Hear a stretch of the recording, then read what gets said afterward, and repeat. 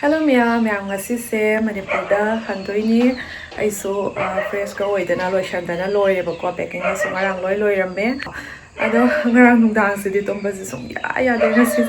haiduni ne ko sum wakha se khangde bit se ushalaga tombu sum ya da budo doi de koi machana mo amu hogala amu tu amu tom tawna mu laishalle sum tum mo dana sum alang ko ngai sum aisu makeup thokre phumari makhai da thokle doi su ngang tu mi ngai da ready sat oishalle ba ko ado mamang sum thamuk sum leira chatpani ado handak ta sang thami yarbne masu angang haido oribani na yuma yam thado aga yum amada leitribani masu koishala agadi yum do miss tora aga nungai roidana ko masu ado yum room da musum leishalle masu tabum sabam khangdabaduni ko ado na masu yarbani na ain sumai khanbiraga samadak de yam kuina leithadre mathang amuk lakpada mukhar kuina lei bhai doine ngarang tumba se yada se isa se wai mit ka se pom badu mai tawe kan sarang na type da oibidu ko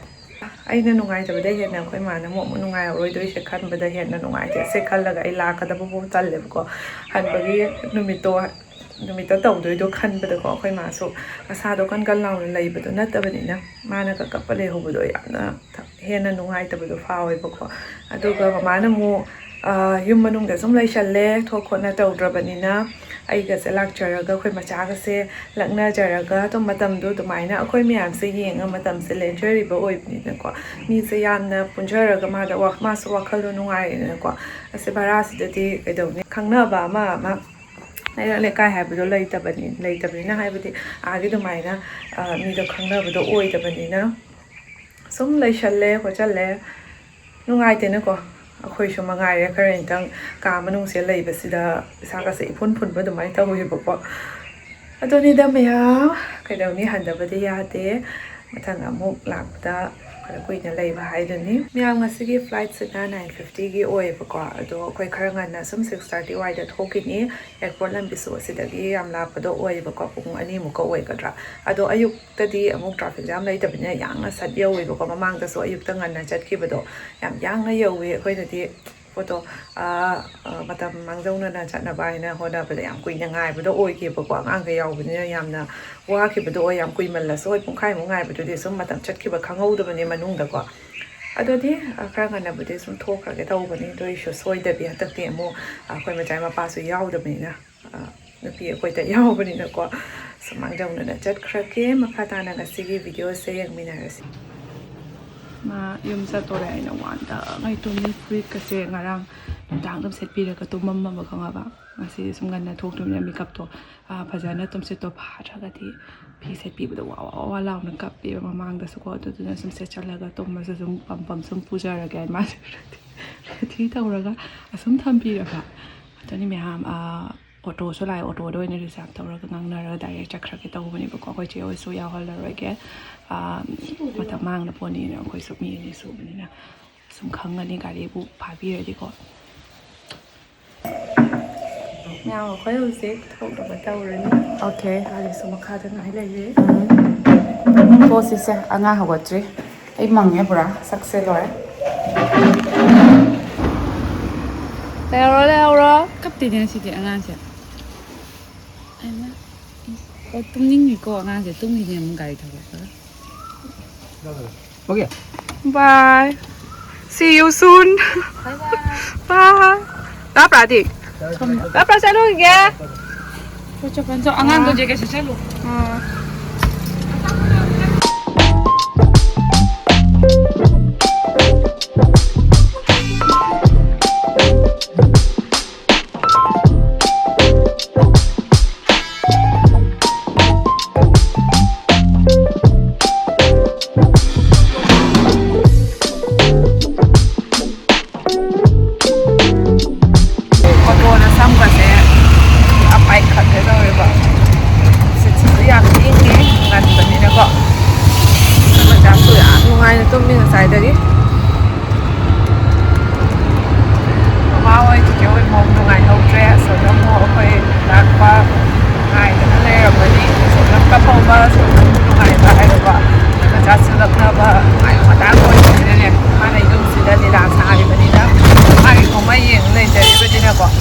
Alay tập để chương trình âm rồi nha, sau đó gọi, xin để một lá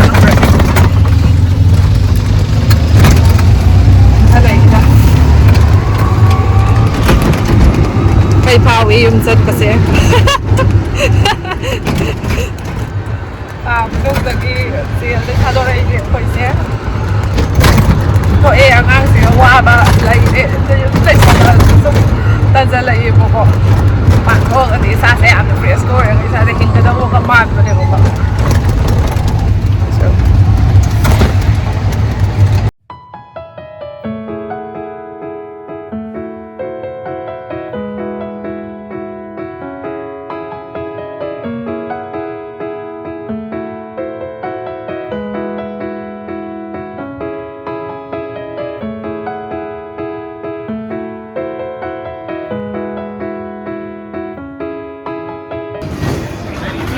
ꯍꯟꯗꯛꯅ ꯏꯟꯇꯔꯅꯦꯁꯅꯦꯜꯒꯤ terminal 2ꯁꯤꯒ ꯑꯣꯏꯕꯀꯣ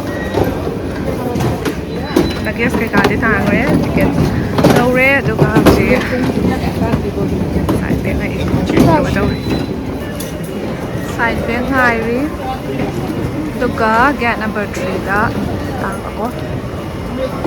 get number 3ꯒꯗꯣ ꯀꯗꯥꯏ ꯂꯩꯕꯅꯣ ꯈꯪꯗꯦ ꯍꯪꯉ ꯆꯠꯈꯤꯗꯣꯏꯅꯤ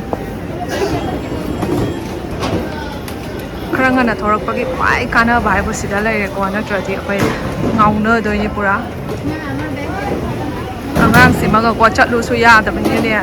ꯄꯝꯃꯒ ꯑꯁ ꯀꯣꯏꯆꯦꯟ ꯆꯦꯟꯕꯁꯦ ꯋꯥꯏꯑꯦꯕꯀꯣ ꯍꯛꯆꯜꯂꯛꯑꯕ ꯀꯧꯕꯅꯤꯅ ꯆꯨꯝ ꯆꯠꯂꯒ ꯂꯩꯌꯦ ꯒꯦꯠ ꯅꯝꯕꯔ 3ꯁꯦꯀꯣ ꯁꯣꯝꯗ ꯁꯣꯝꯗ ꯂꯩꯔꯝꯃꯦ ꯁꯨꯃꯥꯏꯅ ꯚꯤꯗꯤꯑꯣꯁꯦ ꯅꯝꯁꯤꯜꯍꯧꯋꯤꯅꯤ ꯀꯣꯟꯅꯁꯨ ꯈꯪꯕ ꯉꯝꯅꯕ ꯍꯥꯏꯅꯀꯣ ꯈꯪꯕꯨꯗꯤ ꯈꯪꯉꯅꯤ ꯑꯃꯨꯛꯇꯪ ꯆꯠꯈꯤꯕ ꯍꯥꯏꯁꯦꯀꯣ ꯑꯩꯁꯨ ꯌꯥꯝ ꯀꯣꯛ ꯉꯥꯎꯅꯤꯡꯉꯥꯏ ꯂꯩꯕꯗꯤ ꯑꯍꯥꯟꯕꯒꯤ ꯁꯨꯝ ꯉꯥꯎꯖꯕꯗꯨꯅꯤ ꯑꯗꯨꯕꯨ ꯍꯪꯉ ꯆꯠꯄꯅꯤꯅ ꯀꯥꯏꯗ꯭ꯔꯦ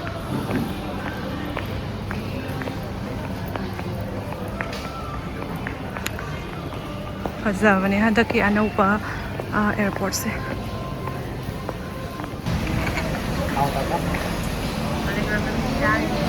ꯑꯩꯈꯣꯏ ꯍꯧꯖꯤꯛ ꯒꯦꯠ ꯅꯝꯕꯔ 3ꯗ ꯐꯝꯃꯒ ꯉꯥꯏꯔꯒ ꯂꯩꯔꯦꯕꯀꯣ ꯑꯩꯈꯣꯏ ꯃꯆꯥ ꯇꯧꯔꯤꯁꯦ ꯌꯦꯡꯉꯣ ꯐꯖꯅ ꯇꯨꯝꯃꯨꯔꯦ ꯃꯥ ꯏꯄꯣꯝ ꯄꯣꯝꯕꯁꯦ ꯑꯆꯥꯄꯣꯠ ꯆꯥꯔꯒ ꯂꯩꯔꯤꯕ ꯎꯪꯉꯒ ꯂꯩꯔꯦ ꯒꯦꯠ ꯅꯝꯕꯔ 3 ꯑꯣꯏꯔꯝꯕꯅꯤ 3ꯗꯩ ꯑꯃꯨꯛ 4 ꯑꯣꯟꯊꯣꯛꯇꯅ 4ꯗ ꯑꯃꯨꯛ ꯂꯥꯛꯑꯦ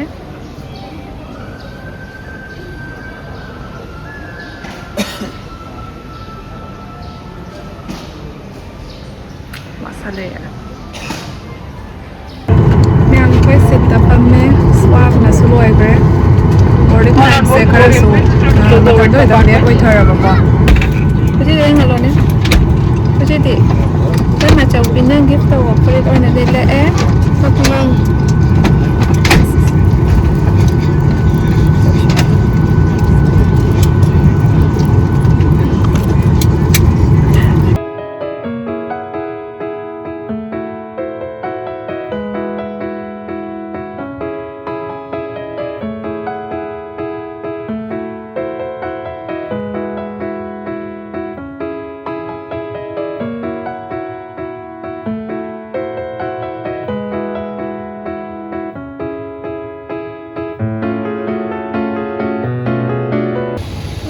Manipur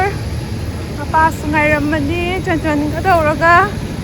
ꯑꯩꯗꯤ ꯈꯨꯗꯥꯡ ꯅꯥꯝꯕ ꯑꯗꯨꯝ ꯁꯤꯗꯔꯦ ꯇꯧꯔꯤꯁꯦ ꯑꯩꯈꯣꯏꯗꯤ ꯂꯣꯏꯔꯦ ꯁꯛꯀꯁꯦ ꯁꯤꯗꯤ ꯀꯣ ꯌꯥꯝ ꯉꯥꯎꯋꯦꯕ ꯆꯥꯛꯀ ꯆꯥꯔꯛꯇꯕꯅꯤꯅ ꯆꯥ ꯊꯛꯑꯒ ꯀꯩꯅꯣꯒ ꯇꯧꯔꯒ ꯆꯥꯔꯛꯄꯀꯣ ꯉꯟꯅ ꯊꯣꯔꯛꯄꯅꯤꯅ ꯀꯣꯛꯁꯦ ꯉꯥꯎꯋꯦ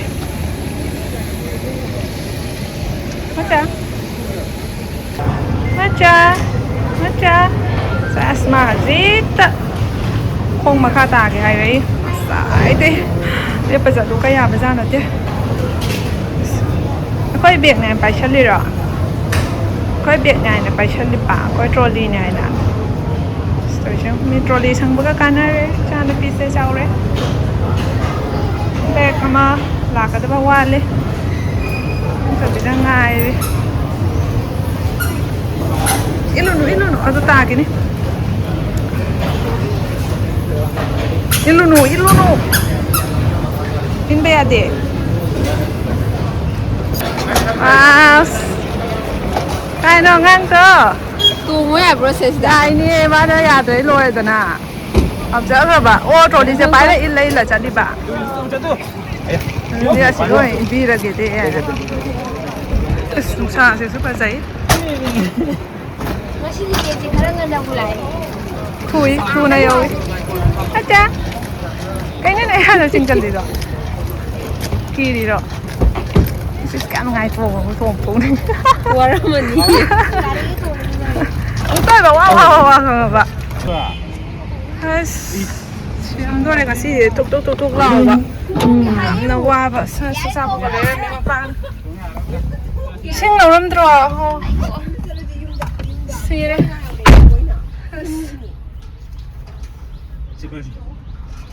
ꯁꯥꯟꯅꯕꯤ ꯑꯩꯈꯣꯏꯅ ꯍꯦꯟꯅ ꯇꯨꯛ ꯀꯣꯛ ꯉꯥꯎꯋꯦ ꯀꯥꯈꯠꯀꯨꯝꯅ ꯍꯥꯏꯊꯔꯝꯗꯥꯏꯗꯀꯣ ꯅꯍꯥꯟꯈꯩꯗꯤ ꯇꯧꯗꯕꯅꯦꯕ ꯄꯥꯏꯈꯠꯄ ꯃꯇꯝꯗ ꯇꯧꯕꯅꯦꯕꯀꯣ ꯑꯁ ꯉꯁꯤꯗꯤ ꯉꯥꯎꯋꯦ ꯏꯁꯥꯁꯦ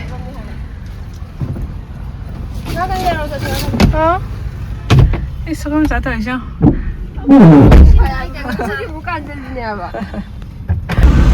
ꯑꯩꯈꯣꯏ ꯐꯥꯎꯋꯦ ꯑꯩ ꯂꯥꯛꯄꯁꯦ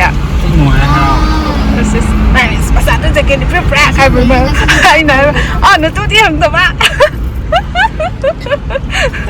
ꯑꯗꯨꯗꯣ 저거 빨리 짜줘 뭐 빨리 빨리 빨리 这个店可以立马就哇不对吧看吧바보다 바보다 깝더라보이 저래야지 저거 빨리 쌀이 람비다 그놈다 폭탄다 하우범 싸기니 괜찮게 그래 가나는 뭐 짜든 하우범나 아이기라 아씨 호닝 뭐는 저리가 아니 뒤에 시오 있잖아 내라 cái phần nó là hậu mà ra cái dọc bấm mà cũng nhai đây à 통화 어디 맞죠 사진 보면 맞더라 그냥 맛있게 사진 보는 미니나 본다고 메테기 장로 부디 앞다 항암드레 뭐 많이 장만이 드레스 게 제일 좋아 아도 항암드레 사 오이는데 자는 거니 뭐 또 탔나 메테기 마티아 매암 킬러가 싸도 아도 그냥 맞지 싸가 좀 착하게 좀 잘로 담비도 좀 잘게 그렇게 그이유도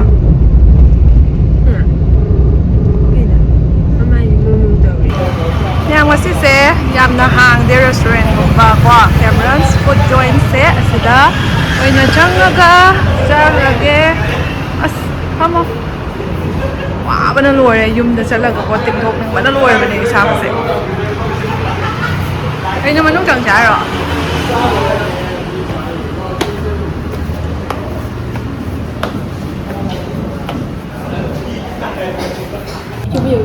Santa别关你什么水呀？会不会差不多？还着了？还没呀？挖到了？挖到了？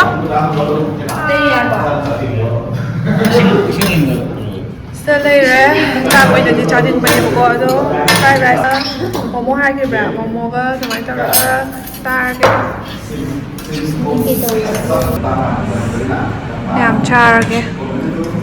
Chọn làm sơ lệ fried rice hào đồ mà đi từ đó đồ đó sẽ bị hai cái rice hào với một món đó hào bro sao tại vì qua ngang nên chỉ quá rồi mà muốn khẩn nằm tay không sao rồi ra lại nha em làm bị chân nghe 스노우 세레 cái xài không xài à hơi hơi nhau em mà pan cái lúc kia là bay nhau chỗ là mẹ cứ giá thời chiều mạng rồi em thôi vậy mang sầu vị nhưng mà em sầu gần được ba trăm năm đây nè cũng mang sầu gần người ta cần rồi Bernie ba Bernie coi bệnh nhân này xe wow